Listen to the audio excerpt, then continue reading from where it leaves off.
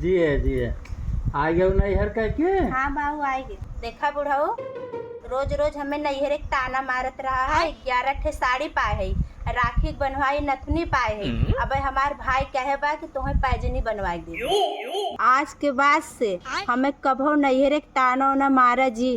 हाँ नैहरे गवाने जब आए रहे तो एक ठे मीना तेरे भाई के माँ यहाँ रहे। अब पितरी की फोफी और कनफूल पहन के आए रहे। हम पटजारन के लात की मारी खेत गहने थे कि गए तो दिखान गहना बनवाए।